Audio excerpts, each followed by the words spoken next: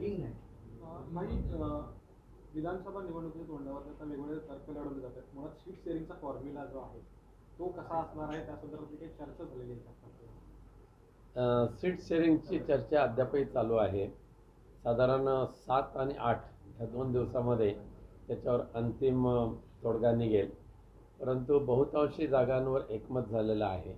काही ठराविक जागांवर अद्यापही चर्चा चालू आहे. 7 किंवा 8मध्ये होईल आणि दसऱ्याच्या मुहूर्तावर उमेदवारी जाहीर होईल असं मला वाटतं. साधारणपणे शिवसेना जी आहे ठाकरेंची शिवसेना किती जागा लढण्यासाठी आग्रही काही असं ठरले? तसं आमची 140 जागावर लढण्याची तयारी आहे. परंतु तिन्ही पक्षाचं 3 नाही 6 पक्षांचं जागांचं वर्गीकरण जर पाहिलं तर त्यामध्ये कुठेतरी ॲडजस्टमेंट करणं क्रमप्राप्त आहे. परंतु नक्कीच चांगल्या पद्धतीच्या जागा आम्ही लढू. कोकणातल्या साधारणतः किती जागांवर उभाटा आग्रही आहे? तसं पाहिलं तर कोकणातल्या जो युतीचा वाटपाचा जो फॉर्म्युला आहे त्याच्यामध्ये चिपळूण सोडलं तर बाकी सर्वच जागांवर शिवसेना उद्धव बाळासाहेब ठाकरे पक्षाचे आमदार आहेत, क्लेम आहे. चिपळूणमध्ये मागच्या वेळेला राष्ट्रवादी काँग्रेस पक्षाचे आमदार असल्यामुळे ती जागा अद्यापही चर्चेमध्ये आहे. पण बाकी सर्व जागा शिवसेना उद्धव बाळासाहेब ठाकरे.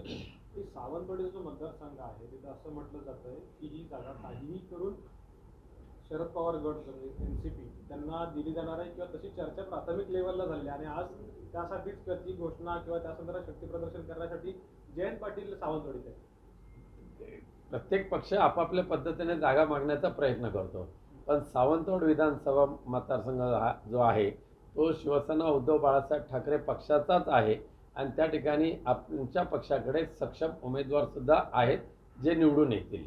रत्नागिरीतला एक मुद्दा आहे की उमेदवार कोण असणार, कारण की उदय सामंत जे साधारणपणे 4 टाइम आमदार राहिलेले उद्योगमंत्री आहेत आणि एक तगडा चेहरा म्हणून त्यांच्याकडे बघितलं जातं किंवा ते आहेत.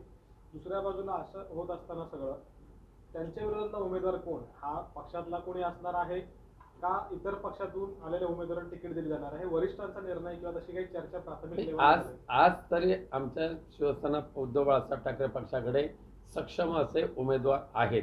इथे तुमच्यासमोर बसलेले आहेत. एक राजू महाडिक आहेत, उदय बणे आहेत, पंड्या शेठ साळवी सुद्धा इच्छुक होते पण ह्या ज्येष्ठ जे नेते आहेत त्यांच्यासाठी त्यांनी माघार घेतलेले आहे आणि मला खात्री आहे या दोघांपैकी एक उमेदवार आपल्या पक्षाचा असेल. इतर पक्षातून कोण येत आहेत त्या माझ्या कानावर तशी काही बातमी नाही आहे. मध्यंतरी बाळासाहेब माने माजी आमदार यांचं देखील नाव चर्चेत होतं की उभाटात येणार म्हणून. ते चर्चेत नावं असणं असं खूप वेळा होतं.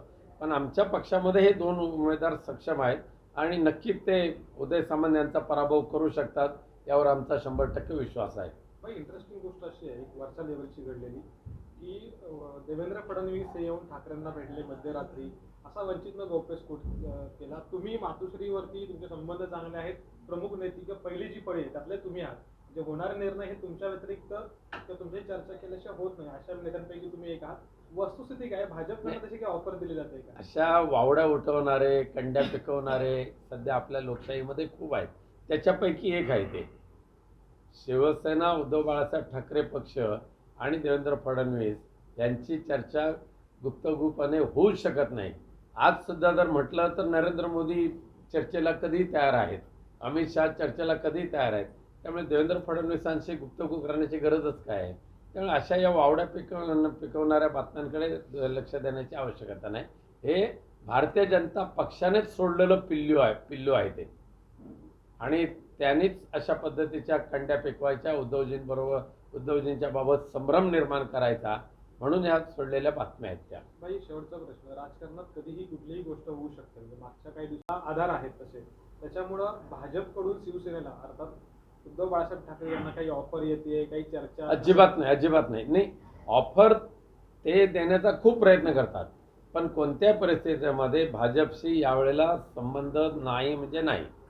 जी महाविकास आघाडी आहे त्यांच्या महाविकास आघाडीच्या माध्यमातूनच महाराष्ट्र विधानसभेच्या निवडणुका लढवल्या जातील आणि मला खात्री आहे 1001% महाविकास आघाडी ही राज्यामध्ये सत्तेमध्ये येणार एवढं 100%.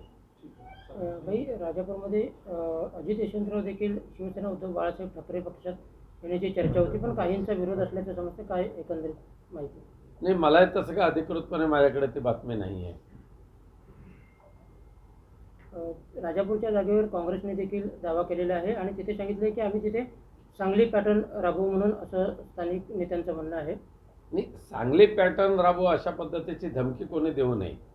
मागणी करणं ठीक आहे, मागणी करा. जो पक्षाचे जे बसलेले आहेत बैठकीमध्ये ते निर्णय घेतील, पण सांगली पॅटर्न करण्याची धमकी जर दिली तर ती महाविकास आघाडी धर्माला शोभणारं हे वाक्य नाही आहे.